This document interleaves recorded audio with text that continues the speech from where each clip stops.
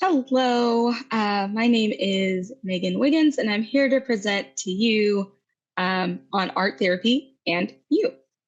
So why don't we go ahead and get started? So I want to first and foremost introduce myself. My name is Meaghan Wiggins. I'm a licensed mental health professional.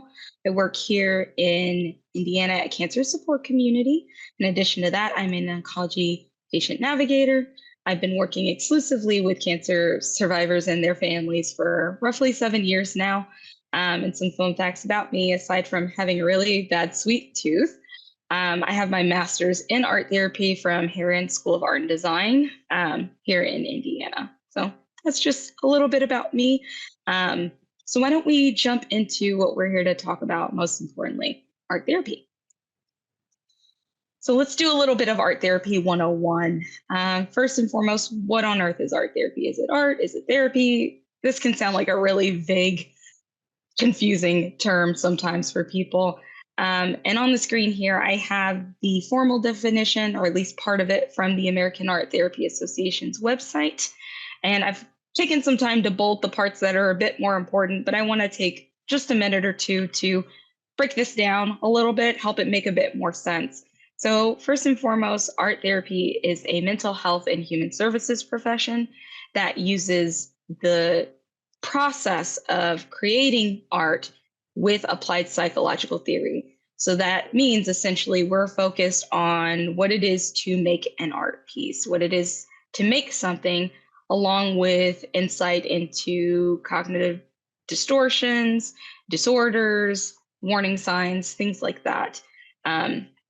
And typically, when you're on taking advantage of art therapy or working with an art therapist, usually these are professionals that work alongside you while you're making the art. So some key differences as far as understanding just making art on your own versus taking advantage of art therapy and working with an art therapist. Now, there's a lot more that I encourage you to read in this definition. So, of course, gaining insight into oneself, increased self-awareness, improvement in self-esteem, emotional resilience, all those types of things are important. But again, just to help clarify a little bit. But if we take a magnifying glass and get a little bit more specific in the weeds of things, let's define some things that might be confused with being art therapy, but are not.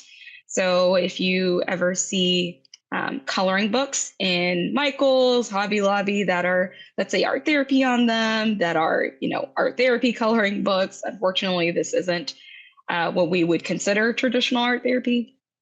Or painting at home. Let's say you're an artist and you like to, paint, or you like to felt or knit, crochet at home just to relax yourself or to give gifts to other people, if that's how you use your art making. Now, I don't mean to say that these things cannot be helpful tools to help you relax or that they're not enjoyable or beneficial to you. I'm just saying that they're not art therapy. And what I mean by that is typically you're doing this to, again, help yourself relax. It's something that's therapeutic for you, right? You're feeling a bit more at ease after you finish making what you're making. But I want you to think about this in context. So every conversation you have is not necessarily going to be a therapeutic conversation, right? It's the same with art making. Not every art piece is going to be a therapeutic experience. And that's the more important part. And last but not least, it's not art class. I always like to remind people that my role is art therapist, not art teacher. So I'm not here to grade you on your skill level or to see where you've improved. That is not where I'm here to help you. A lot of people can, in my experience, can be a little intimidated by art therapy because of this assumption. So I just want to be crystal clear that my role is art therapist, not art teacher. So hopefully that gives us a great picture at this point of what art therapy is not. So I'm sure you're wondering, well, okay, Meaghan, what on earth is art therapy? And oh my gosh, I'm so glad you asked. First and foremost, art therapy is working with a trained professional. So a lot of the times when you're making a piece, you're not doing it alone in isolation like you would if you were making something at home to relax. And more importantly, we're looking deeper at what you're making. A lot of the times when you paint at home or crochet or make something on your own, you're not thinking about it. You make it and you don't engage with it anymore. When you work with an art therapist, you're spending time with what you made. You're asking bigger questions about it and what it can say about your life and how you're feeling. Um, and from there, you're making something usually that's very specific based on the needs that you bring to the art therapist that you're working with. And this isn't just limited to what you're being asked to make, that also extends to what you're using to make it with, whether that be crayons, coloring pencils, watercolor paint, what have you. And that's because we have specific training. Art therapists have specific training to guide you through the creative process or the act of making art to understand your art on a deeper level and maybe look out for some warning signs or signals that you might not even be aware of, just as you would when you work with a licensed mental health professional or talk therapist.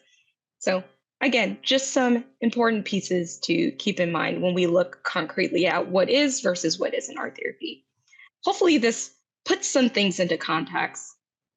And last but not least, it is a master's. Like I said earlier, I do have a master's in here in art therapy. This is a master's level mental health profession. While not all art therapists are necessarily going to be licensed mental health professionals, most of us have an understanding of psychological theory and how that comes out into play in the art, which is why it's a very important component. So I want to give just a really, really quick story time to hopefully tie all of this together just in one of my own experiences working with a client. So once upon a time, I was working with a breast cancer survivor who we'll call for this conversation, Jenna. Jenna had just gotten on the other end of her breast cancer journey. I believe she was stage 3, and she was at reconstruction and was feeling really good about where she was. But part of the struggle with her that we worked through was just engaging with her body and feeling comfortable in her body and finding out who Jenna was in this new body that wasn't really her own anymore, but also was. So we worked together to make a piece using collage and some paint and just really explored who Jenna is. Who is Jenna with cancer? Who is Jenna without cancer? And in asking lots of deeper questions I can't really go into here, and exploring, these different facets, these different pieces of herself, we were able to, she was able to create a piece that, symbolized a Jenna from the past. So a Jenna that, was an active mom who who used to, be super mom to the point of, okay, I'm going to take the kids to school. I'm also going to have dinner ready. I'm also going to do laundry, to a Jenna who'd transformed from that to a new being who wanted to give back to herself in this next phase of life, who wanted to ride in her convertible a bit more with the top down and let her hair fly free. A new version of herself that was seemingly unrecognizable, but still had love for her family, which was seen in just some of the different choices she made as far as the different collage pictures and words that she chose. Now, of course, I can't show you the piece just to protect her privacy, but she really was able to reconstruct her new identity through this, hence why we specifically used collage. She was given that freedom and that ability to make mindful choices about what she would want this new self to look like, or to understand how this new self could look. So you can hopefully gather from this story how art therapy is very intentional. She was given something intentional to do with something very specific to do it with a lot of great follow-up questions to get her mind in the space of thinking a bit deeper while making art. Now, when I make things with people, 9 times out of 10, they're not going to want to keep what they make. Sometimes it ends up in the trash. because you've been on such a journey with the art piece. But Jenna did tell me she really, it wasn't about how the image looked at this point. It had really personified her journey, what she'd been through, and her work with me, and really gave her a new perspective, which was always the most important part. And as always, I would argue the most important part with art therapy, to gain greater insight and greater understanding into yourself, no matter what the problem is that you're working on. So I hope this little story time helps, again, put some of those pieces together for you to clarify what art therapy is. Okay, so one of my other $1 million questions I get is, okay, Meaghan, who does art therapy help? And a lot of the times when I have conversations with people, there's this misunderstanding that art therapy is only for children, and can only be used for children who have mental health concerns or physical issues. And while that is very valid and true, that's not the only stage where art therapy can be beneficial. So I have a couple of different populations noted here. Of course, substance use, eating disorders, trauma, LGBTQIA plus individuals.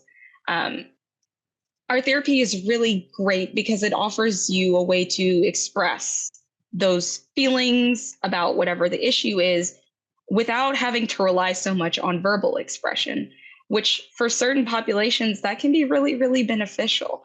It can be difficult to express grief or loss, as a cancer survivor. But sometimes making an image around it can still provide that same level of expression without having to rely on words. And something I would like to note, that there is emerging research that art therapy is helpful with improvement in mental functioning and cognition for Alzheimer's and dementia patients, as well as coping with agitation and anger. Now, I don't mean to say that it will cure either of those conditions, but it is helpful in providing relief with those big other symptoms that can come up with those two issues. And of course, most importantly, survivors and anyone who's been touched by cancer. So moving onward and upward, and again, looking a bit more specifically at cancer survivors and how art therapy can be beneficial to not just cancer survivors, but people who have been touched by cancer. We're going to look, I guess, a bit more concretely, specifically at survivors with some of these stats that I have.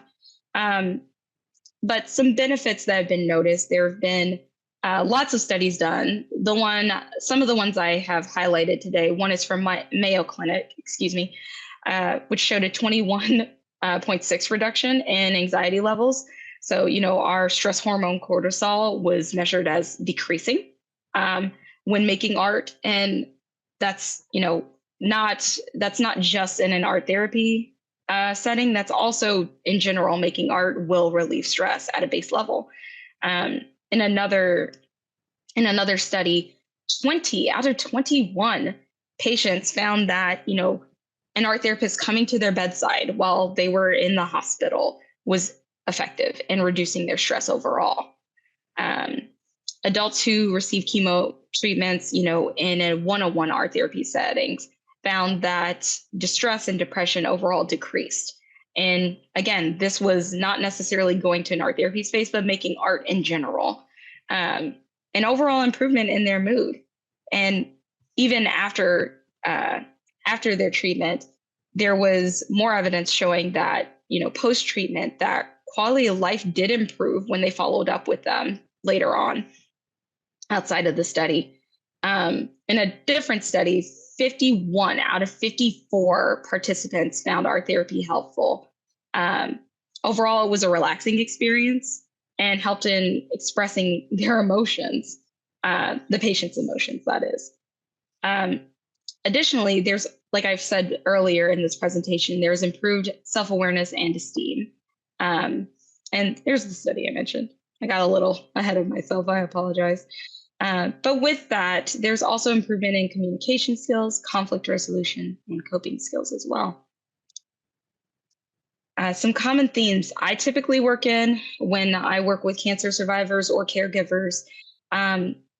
big one being identity, as mentioned in my story earlier, control, whether that be loss of control, feeling out of control, communication, whether that be feeling as though, communication has been shut down, ineffective communication, or, over communicating on the opposite end, and end of life work and legacy building.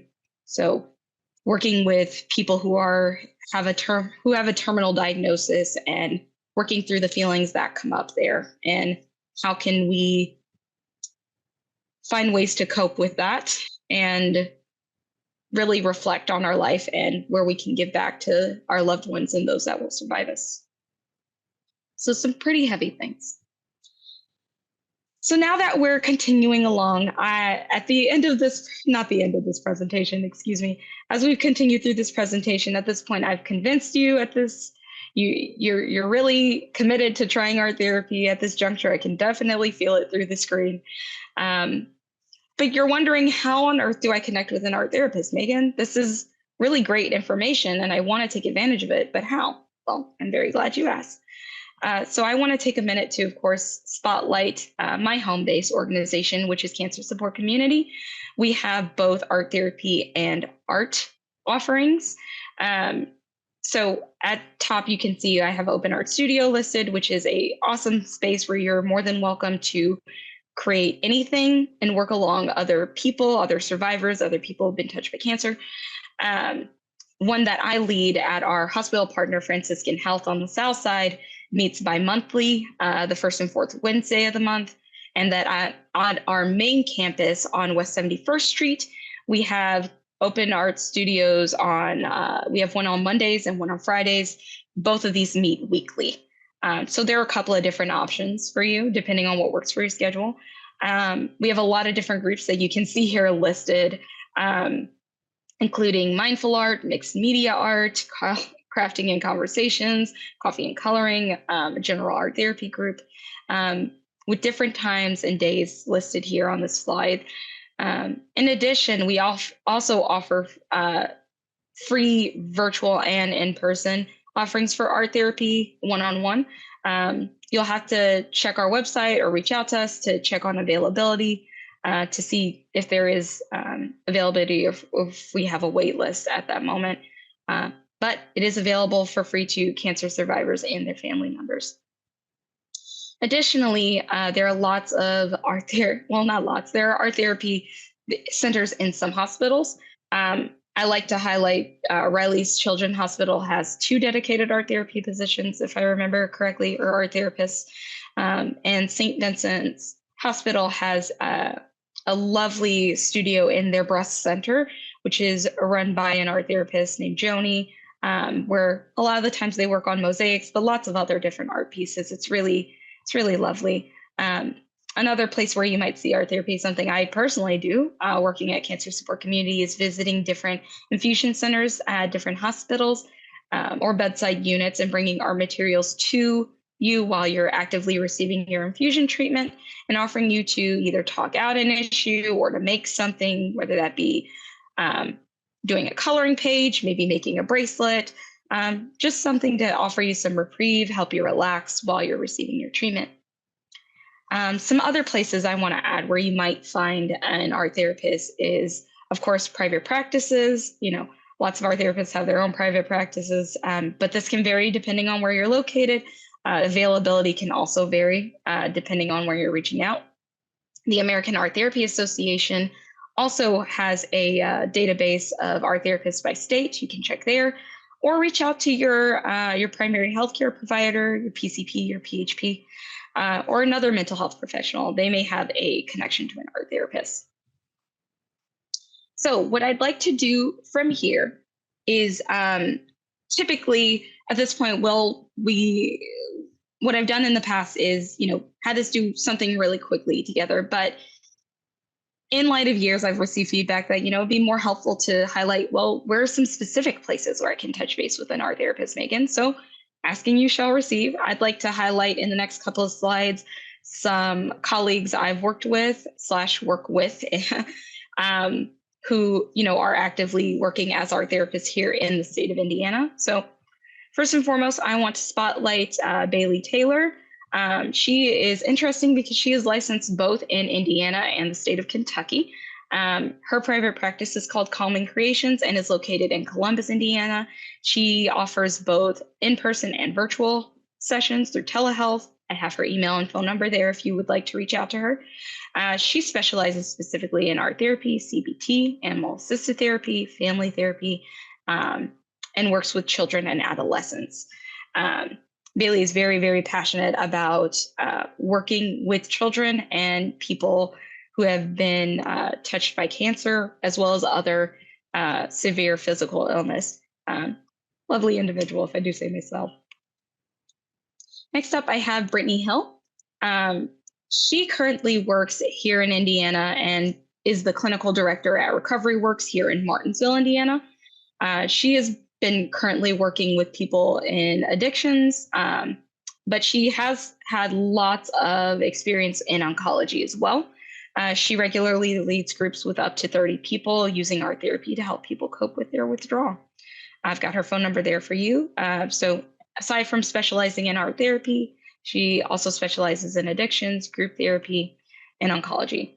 And what I have below here is I did ask my colleagues, if you were to help someone who was on the fence about wanting to try art therapy, what would you say to help put them at ease? And what she encouraged people to consider is that, you have options. It doesn't have to just be your traditional paint or charcoal. You can start with something collage that is a little less scary, a little less intimidating. And you have the choice. You have the option to decide what the content is instead of her making choices for you. And she is more than comfortable sitting alongside you while you make the art. So I hope the key takeaway is that it doesn't have to be a scary space, that we're here to make you feel comfortable, to make this as painless as possible. And last but not least, I'd like to highlight Katie Downey. Katie has a private practice here in Indianapolis, Indiana. And she also leads some groups at my home base organization, Cancer Support Community here in Indiana. I have her email and phone number here. She specializes in, aside from art therapy, working with children and adolescents, oncology, LGBTQIA plus individuals. And when I asked Katie what she had to say, she liked to note that the biggest myth about art therapy is that you have to be good at art. And really no skill is required and there's no judgment. There's a sense of safety that we want to create for you in that therapeutic space. It's about exploring, playing, and focusing on the process, not the end product. So like I said earlier, a lot of the times patients will want to throw away their piece. They don't want to look at it again after we finish. So hopefully if you were on the fence, but were feeling, a little uncertain, hopefully looking at these three women have helped de-escalate that a little bit. And then last but not least, I like to close out on this quote from Elizabeth Braun that, a lot of the times art is not about the pretty things, but it's about who we are, what happened to us, and how our lives are affected. And I really feel this quote encapsulates what it means to enjoy art therapy, what it means to take advantage of it, because really we're not focused on making something pretty or enjoying it. Art, if you allow it and if you're brave enough, can be an expression of what your life is, about your experiences and coping through them and looking at how you've been touched by it. And I feel like in cancer, well, I won't be so presumptuous as to speak for everyone, but in my experience with the people that I've worked with throughout these years, a lot of the times that's what the art is. It's really a great way to not only explore and play and cope with what's happened, but really gives a sense of what that means and how your life has been touched by your cancer experience. I hope this was very, very helpful and insightful. If you're ever looking for more information, my contact should be listed on the main website. But I want to thank you for taking some time out to listen and learn with me about art therapy and how it can be helpful. Thank you.